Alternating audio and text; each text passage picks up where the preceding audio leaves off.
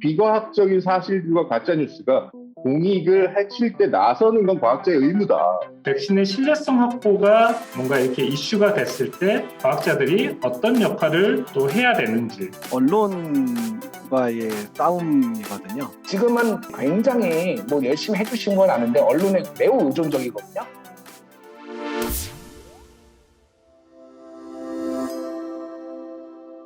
여러분 안녕하세요. 저는 평론하는 사람 최영일이라고 합니다. 자, 앞으로 5주 동안 코로나19와 과학적 사회 이 주제로 아주 흥미진진하고 재미있는 포럼이 될 거고요. 자, 오늘은 그 첫 번째 시간 과학적 사회를 위한 과학 지식인의 역할. 자, 과학적 사회는 무엇이고 과학 지식인은 무엇인가 이런 이야기들이 이제 펼쳐지게 될 겁니다. 네, 안녕하십니까. 김기현입니다. 제가 택한 제목은 과학적 사회를 위한 과학 지식인의 역할인데요. 어떻게 과학자들이 그리고 과학적 지식인들이 사회 문제 해결을 하는데 공헌할 수 있는지에 대해서 제 사례를 중심으로 말씀드리도록 하겠습니다. 저는 과학자예요. 초파리를 연구하는 일을 주 업무로 삼고 있습니다. 저는 초파리 유전학자로도 유명하고요. 트위터에서 저를 검색하시면 이렇게 영어로 맨날 그 과학에 대한 이야기를 하는 저를 만나실 수 있으니까 제 정체성은 연구실에서 연구하는 과학자입니다. 저는 실험실에서 초파리들의 교미를 보고 그런 시간을 재고 그다음에 DNA 분석하고 이럴 때 가장 행복함을 느끼는 과학자예요. 이게 제가 하는 주 연구입니다. 근데 이제 한글로 제 이름을 검색을 해보시면 또 다른 정체성을 가진 제가 등장을 합니다.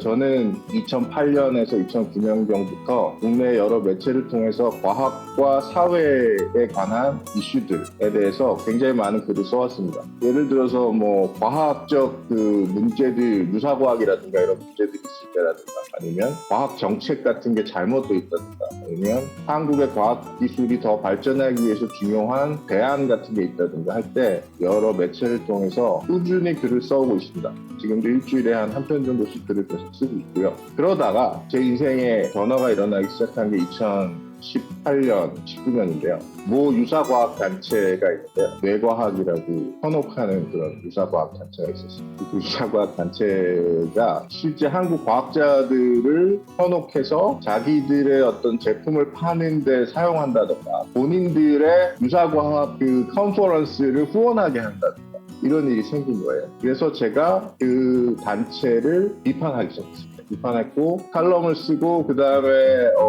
특정 그 라디오 프로그램에 나가서 그 실태에 대해서 고발을 하기도 했죠. 그래서 저는 이제 당연히 과학자로서 이런 과학에 대한 그 잘못된 정보가 유사과학이라는 이름으로 국민들에게 전달되고 많은 문제를 일으키는 게 문제라고 생각했어요. 저는 제가 할 일을 했다고 생각했습니다. 그런데 고소가 들어왔어요. 고소가 4건이 들어왔습니다. 이런 유사과학에 관련된 어떤 아무런 과학적 근거가 없는, 그리고 어떻게 보면 유사과학적인 논리를 기반으로 해서 돈을 벌거나 권력을 가지려고 하거나 공익에 해를 끼치려는 단체나 조직이나 사람들이 있거든요. 그런 사람들이 사회 상식을 흔들 때, 사회 기반을 흔들 때 그럼 과연 누가 나서야 하느냐. 그러니까 다들 뒷짐지고 쳐다보고 있었죠.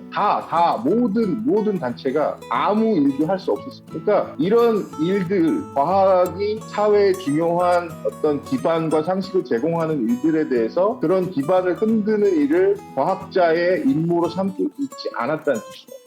사실은 여러분, 이 유사과학이 여러분들의 일상에 들어와 있지 않다고 생각하실 수도 있는데 아닙니다. 이번 코로나19 사태에서 보셨겠지만 코로나19가 터지자마자 그 바이러스에 대한 공포를 이용해서 마케팅을 한 사람들이 굉장히 많아요. 양자 역학을 이용한 마스크를 만들었다든가 무슨 코로나 부적이라든가 아니면 코골이라든가 이런 거 이런 사람들이 과학적 이슈를 가지고 과학적 근거에 기반하지 않은 그 의견을 가지고 대중과 공익에 해를 끼치는 일들을 합니다. 그럴 때 누군가는 그걸 감시하고 그런 것들을 제어하고 선제적으로 대응할 플랫폼과 기관이 필요한데 한국엔 없어요. 그걸 이번 코로나 사태에서 우리가 뼈저리게 느끼고 있어요. 제가 했던 일들은 첫 번째는 제가 항상 해왔던 것처럼 글쓰기거든요. 그래서 코로나 사태가 터지고 나서 코로나19와 그 다음에 코로나19가 변화시킨 사회 속에서 과학이 사회와 어떻게 관계를 맺고 있었는지에 대한 이야기들을 여러 매체를 통해서 끊임없이 칼럼이나 여러 긴 글들로 쓰기 시작했습니다. 과학자들이 이런 문제에 대해서 비과학적인 사실들과 가짜뉴스가 공익을 해칠 때 나서는 건 과학자의 의무다. 증거를 취사 선택해갖고 체리피킹해서 당신의 이념을 정당화하기 위해서 과학을 사용하면 안 된다. 그래서 제가 하고 싶은 얘기는 사회문제 해결 포럼의 제목이 과학적 사회잖아요. 과학적 사회가 뭐냐? 그러면 그 과학적 사회를 이루기 위해서 가장 중요한 건 무엇이냐? 저는 과학 지식인이라는 사람들이 만들어줘야 된다. 한국에 없는 거지. 과학과 기술은 사회의 경제적 발전에만 봉사해야 한다. 저는 그렇게 생각하지 않아요. 과학이 해야 되는 일 중에 경제나 그다음에 사회의 어떤 물질적 기반을 만드는 것도 중요한 일이지만 과학은 과학적 삶의 태도, 그러니까 어떤 사건이나 어떤 문제가 일어났을 때 그 문제를 좀 더 치밀하고 치열하고 과학적으로 접근해서 풀어가는 그런 일들을 하는 것도 과학의 역할이고, 그런 역할을 할 수 있는 가장 유리한 위치에 있고 그리고 가장 사회적으로 책임이 있는 집단이 과학 지식인이라고 부르는 사람. 그리고 더 중요한 건 이런 과학 지식인 그룹은 혼자서 할 수 있는 일은 아니에요. 저 혼자 할 수 있는 일은 아닙니다. 그래서 저는 현장에 있는 과학자들, 과학기술자들 중에 이런 사회적 문제들에 대해서 의식이 있고 이 문제를 푸는 게 과학자에게 굉장히 중요한 일이라고 생각하는 분들을 모아서 더 나은 사회를 실험하는 사람들, 더사실 포럼이라는 모임을 만들었습니다. 더사실 포럼은 이 코로나19 전부터 지금까지 계속해서 코로나19 때는 백신의 문제라든가 이런 코로나19 방역의 문제에 대해서 끊임없이 발언을 해왔고, 그 다음에 과학과 관련된 여러 가지 사안에 대해서 계속해서 목소리를 내는 약 30에서 40명의 과학기술자들로 구성되어 있습니다. 그래서 저는 이 코로나19 사태를 통해서 우리가 과학의 자리, 과학이 한국 사회에서 어떤 역할을 해야 하며, 그다음에 과학자는 단지 어떤 연구실의 상아탑에 갇혀있는 지식인이 아니라 사회와 연결된 과학 지식인으로서 어떤 역할을 해야 되는지 다시 한번 치열하게 고민해 볼 때가 됐고 고민해야만 한다고 생각합니다. 제가 가장 존경하는 과학자 중에 막스 델브룩이라는 사람이 있는데요. 이분이 돌아가시기 한 몇 년 전에 사이언스지에 회고를 하면서 이런 글을 쓰셨는데, 그 글에서 과학자들은 세상으로부터 은거하기 위해, 그러니까 세상으로부터 도망치기 위해서 자신의 연구보다, 자신의 작업보다 더 나은 방법을 찾을 수도 없고, 또한 세상과 연결하기 위해서도 없어요. 그러니까 과학이라는 걸 단순히 한국 사회 경제 발전과 무슨 첨단 반도체 무슨 뭐 이런 거 좋은데 그 외에 과학이 할 수 있는 또 다른 일에 대해서 정부가 한번 생각해 볼 시기가 됐다라고 저는 생각합니다. 무슨 얘기냐면, 저는 과학 지식이라는 사람들은 본인의 그러니까 저 같은 경우는 뭐 예를 들어서 소파리 행동 유전화, 꿀벌 유전화 이런 것과 관련된 사회 이슈들, 이런 걸 통해서 본인이 사회와 연결될 수 있다는 거예요. 그리고 그게 진짜 과학 지식이라는 거예요. 저는 그래서 이런 과학자들이 사회에 등장해서 이런 문제를 해결하려고 할 때 많은 분들이 박수를 쳐주고 그 다음에 후원해주고 지원해줘야 된다고 생각합니다. 박수 한번 주시죠. 오늘 이 김우재 교수가 발제하신 과학적 사회를 위한 과학 지식인의 역할과 관련해서 한 4가지 정도의 카테고리를 패널분들이 미리 사전 질문을 주셨어요. 예, 안녕하세요. 김준일입니다. 과학 지식인의 사회 참여에 대해서 상당히 강조를 하셨는데, 해외에서는 과학 지식인들이 어떤 식으로 참여를 하고 있는지, 그 사회를 바꿨다든지 뭐 이런 사례들이 있는지. 해외 과학 사례가 있느냐? 자, 근대 과학이 어디서 탄생했습니까? 유럽에서 탄생했거든요. 17세기쯤에 뉴턴이 나오고 뭐 갈릴레오가 이탈리아에서 나오고 하던 그 시기예요. 17세기에 탄생했던 근대 과학은 유럽에서 시작했고, 사실은 처음에 보면 19세기까지도 자연 철학자와 과학자, 그다음에 철학자, 인문학자의 구분이 없어요. 데카르트라든가 뭐 디드로라든가 볼테르 같은 사람은 뉴턴을 수입한 사람이에요. 그 다음에 아시다시피 독일에서 가장 장기 집권을 했던 앙겔라 메르켈은 과학자입니다. 그 사람은 박사하겠다고 포닥까지 했었던 사람이에요, 심지어. 그러니까 유럽에서는 이게 이상한 일이 아니에요. 과학자들이 과학 지식인으로서 사회 발언하고 오피니언 리더가 되는 건 이상한 일이 아니에요. 왜 한국에서 없느냐? 우리는 그런 경험이 없어요. 우리에게는 그 몇백 년 동안 과학자들이 어떤 지식을 생산하고 그 다음에 사회를 발전시킬 뿐만 아니라 물질적 기반을 마련할 뿐만 아니라 과학을 통해서 우리의 어떤 정신적 태도와 사회의 상식을 제공한다라는 걸 만들어준 그런 어떤 기반이 없었어요. 소위 한국에서 이제 유사과학이라는 것들이 굉장히 창궐을 하고 있습니다. 여러 가지 방식으로. 저도 물론 언론인으로서 책임을 져야 되지만요.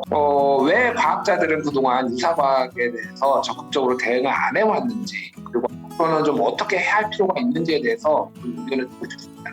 그러니까 유사과학하고 싸우는 일을 과학자들은 자기의 일이라고 생각해 본 적이 없어요. 그렇게 교육 받은 적도 없어. 그렇게 한다고 월급이 나오는 것도 아니고. 하지만 여러 가지 사태를 겪으면서 제 생각엔 그러니까 이제 그런 것들과 싸우는 젊은 과학 세대가 생겨나고 있다. 당연한 일이에요. 한국에는 과학이 들어온 게 아직 50년도 안 됐어요. 그러니까 그런 상황에서 이 정도면 굉장히 잘 나가고 있는 것이다 라고 생각합니다. 네. 지금 김우재 박사님이 굉장히 우리 현실의 주요 의제들을 짚어주고 계셔요. 지금 주신 답변과 연결되는데 과학자의 사회적 역할이 필요했는데 이것이 지금까지 우리 사회에서는 많이 강화되지 못해왔다. 그럼 앞으로 이러한 것들을 갑자기 도약할 수는 없지 않겠습니까? 뭔가 이제 트레이닝이 필요하고 동기부여가 필요하고 참여의 훈련과 실험이 필요할 텐데 이런 영역은 어떻게 해결할 것인가에 대해서 테라젠 바이오의 김태형 상무님의 질문을 들어보겠습니다. 네, 안녕하세요. 제가 항상 김우재 박사님 보면서 놀랍다는 생각을 많이 했거든요. 뭐 이슈가 생길 때마다 적시성으로 그 대응하시는 걸 보고 걱정되는 부분도 많고 정말 존경스럽고 여러 가지 이제 생각들이 교차가 되는 것. 사건이 터질 때마다 이제 적식 대응하면서 혈투를 벌이시는데 이제 지칠만도 하신데 식지 않으시고 계속 이렇게 투쟁을 하고 계신 것 같아요. 근데 그 원동력이 되게 궁금하고요. 저도 이제 배우고 싶어서 네, 그런 거고요. 적어도 이제 김우재 박사님 정도는 아니더라도 조금의 어떤 전투력을 좀 쌓으려면은 어떻게 끌어낼 수 있는지 그런 것도 좀 실질적인 어떤 그런 것도 좀 궁금합니다. 첫 번째 질문에 대한 답은 그러니까 왜 이런 걸 왜 계속 싸우고 하느냐? 싸우기 싫어요. 아 정말요? 그러니까 제가 싸움을 좋아하는 사람이 아니니까 제가 몇 번 인터뷰나 이런 데서 얘기를 했었는데 만약 저한테 지금 다시 삶이 주어진다면 과학적으로 사회가 아주 건강해지고 아무 문제가 없어진다면 저는 실험실로 돌아가서 소파리들의 교미를 바라보면서 평생 그렇게 살다가 죽고 싶어요. 제가 싸우는 이유는 제가 편안하게 아무 걱정 없이 연구를 하려면 지금 싸워야 되기 때문에 그러니까 그런 기반을 누군가는 만들어야 돼요. 그러니까 가는 것일 뿐 과학기술자들이 어떤 뭐 정치적 신념을 발현한다든가 이런 것도 굉장히 싫어하세요. 우리가 첫 세대입니다. 제 본심은 전 싸우기 싫습니다. 저는 연구하고 싶어요. 그러면 어떤 과학자들이 끌어내려면 어떻게 하느냐 모델이 필요해요. 제가 가장 뿌듯할 때가 언제냐면 가끔씩 한국이나 가서 젊은 과학자들하고 이야기할 기회가 있을 때 그 사람들이 대학교 때 대학원생 때 연구하면서 가슴이 답답할 때마다 제 글을 보면서 풀었다고 할 때예요. 그리고 그런 것 때문에 자기가 책을 읽게 됐고 글을 쓰게 됐다고 얘기하는 사람을 볼 때 제가 제일 행복하거든요. 그러니까 모델이 필요합니다. 그러니까 제가 고소를 당했을 때 그 생각을 했어요. 이 고소를 당한 다음에 내가 이걸 조용히 풀면 당연히 불기소로 끝나겠지만 일부러 시끄럽게 만든 사례를 확실하게 남겨놓는다. 그럼 제가 한번 고소를 당했기 때문에 적어도 저 유사과학단체가 다시는 과학자를 고소할 수 없을 거란 말이에요. 그죠? 이게 연대가 되고 어떤 사례를 만들어서 어떤 사건을 우리가 해결하고 그걸 좋은 선례로 남기면 그 조용히 있었던 사람들이 나올 거라고 생각해요. 그래서 더 사실 토론을 만듭니다. 네. 감사합니다. 연대의 이야기 해주셨고요. 결과적으로 그러한 시스템, 사회적인 시스템을 과학 중심의 어떤 문제 해결 시스템, 이걸 위해서 앞으로 어떤 식으로 어떤 그 시스템이 필요한지, 특히 그 안에서 저희가 이번에 코로나19를 거치면서 가장 두드러지고 있는 게 현재도 진행되고 있는 게 백신 자체는 과학기술의 산물인데 백신의 신뢰성 확보가 뭔가 이렇게 이슈가 됐을 때 과학자들이 어떤 역할을 또 해야 되는지 과학을 존중하는 건 굉장히 중요하고 이걸 사회 시스템으로 만들어야 됩니다. 과학 지식과 사회의 어떤 위험, 사회의 상식이 충돌할 때 해결해 줄 수 있는 제도가 분명히 필요하다는 걸 이번에 느꼈어요. 예를 들어서 과학적 사회위원회를 만드는 거예요. 거기에는 그 과학과 사회를 위해서 활동을 해온 전문가들과 그다음에 정부 관료들과 과학기술정통부 장관과 그다음에 과학기술 보좌관 그다음에 뭐 과총회장 다 들어와가지고 그 안에서 뭘 하냐면 한국 사회에서 일어나는 과학과 관련된 여러 이슈들에 대해서 선제적으로 대응하는 겁니다.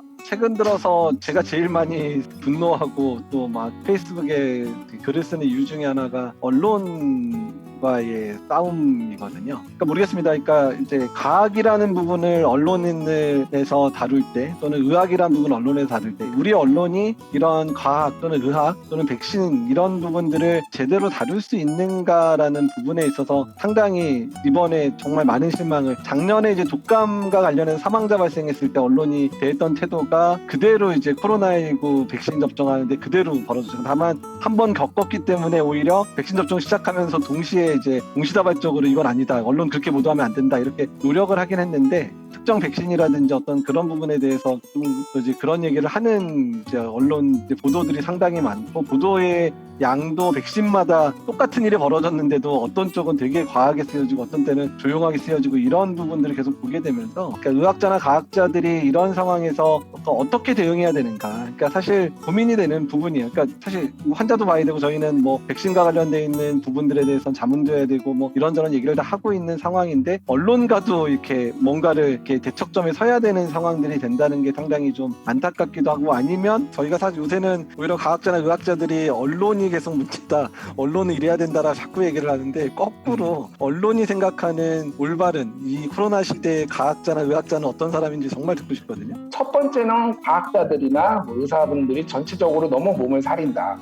매우 소수의 사람들만 플레이어로 뛰고 있고 나머지 분들은 굉장히 몸을 사리거나 매우 정치적이다라는 이미지들을 언론인들이 가지고 있어요. 일단 기본적으로. 그래서 예전에 제가 그 토론회에서나 발표를 했는데, 한국에서의 그 사람들한테 물어보니까 과학자, 의사, 건강 전문가한테 코로나19 정보를 얻었다가 한국이 21%, 영국은 35%, 미국은 49%, 독일은 44%, 그래서 절반 수준밖에 안 돼요. 그러니까 이거는 뭐 복수응답이기 때문에 여러 가지 이유가 있겠지만은 과학자들의 사회적 참여가 적극적으로 더 늘어야 된다. 그리고 이거는 언론을 통해서만 하는 게 아니라 다른 루트를 만들어야 된다. 지금은 굉장히 뭐 열심히 해주신 건 아는데 언론에 매우 의존적이거든요. 어쨌든 KBS에도 나가셔서 말씀하시고 그게 그 틀밖에 없으니까 지금은 할 수밖에 없는 건데, 직접적으로 다이렉트로 할 수 있는 거를 뭐 키스텝 같은 이런 이런 데서 좀 고민을 해줘야 되지 않나. 지금은 그렇게 좀 너무 한 번 걸러지고 나가는 것들이 오히려 조금 더 오해를 많이 낳지 않나. 언론 의존도를 줄여야 된다고 생각을 합니다. 저희 뭐 아직 그렇게 뭐 크게 지향점은 잡고 있습니다만은 이제 시작인 것 같아요. 그러니까 저희가 언론이 아닌 어떤 정부 사이드에서도 아까 이제 삶의 질이나 사회 문제 해결에 대해서 과학기술에 대해서 이제 노력을 시작을 사실은 몇 년 전에 했는데 이제 속도도 느리고 좀 체감이 느리다라는 저희가 이제 인식은 가지고 있고요. 그런 정확한 정보들을 전문가들의 참여를 통해서 또 국민들과 소통하는 그런 형태로 좀 이렇게 많이 좀 알리려고 하는 취지를 가지고 사실은 저희 센터가 운영이 되고 있습니다. 지금 오늘 하는 행사도 그런 플랫폼에서